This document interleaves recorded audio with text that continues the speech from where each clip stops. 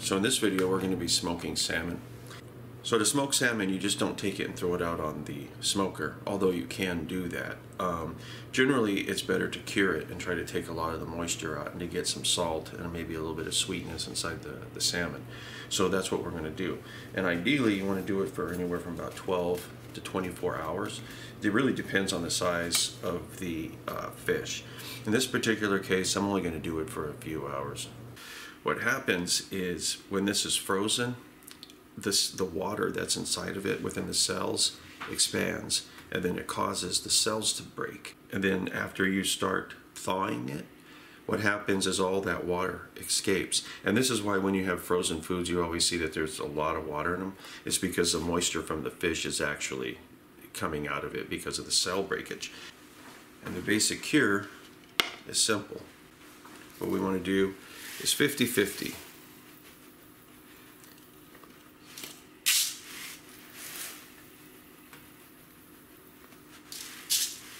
And maybe one more.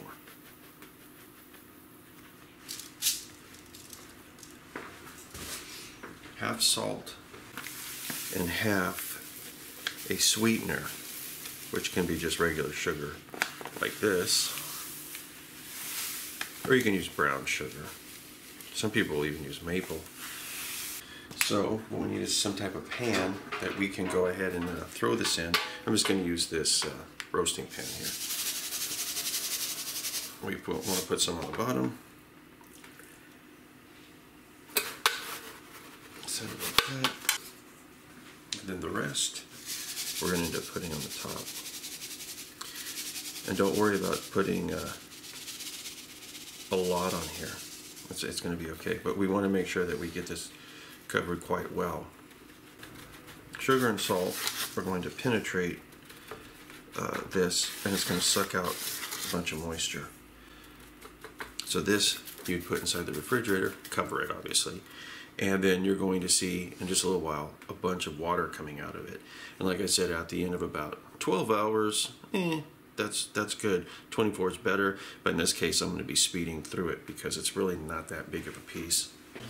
So as you can see, it's been a while, guys, and look at how much water has collected down here. I shouldn't say water, but liquid from the salmon. So now what we have to do is we need to rinse this off. We need to get all of this brine off of this fish because, hey, there's way too much salt, right? So we're going to go ahead and rinse this off, pour this out, and yeah, this even feels different. And after we pour this out, we need to dry this off, and then we need to make sure that this is air dry before we put it in the smoker. But what we want to do is we want to dry this and give it a little bit. But you can put it in front of a fan, and the texture is actually going to end up changing, believe it or not. And it's from the brine. But we want this to air dry. We don't want this to be wet at all. And right now, I've already got some ribs out on the smoker, or I should say in the smoker, and they're right around maybe the 4-hour mark, so I've got a couple hours left. This is going to take about maybe 30 minutes or so, maybe 45, depending on the temperature. Right now I've got it about 220 degrees, 230 degrees. So figure 30, 45 minutes, something like that. I'm getting ready to put some more wood chips on. As soon as I'm done with the wood chips and this is dry, then we're going to throw this in the smoker. And I'm going to be putting the salmon on the bottom because I do not want the salmon to flavor the ribs, or I had chicken in there too.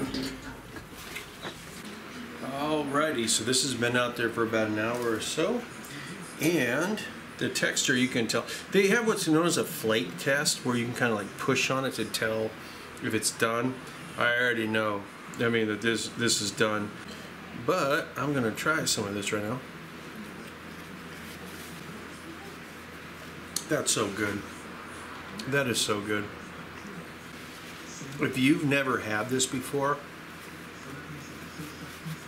give it a shot.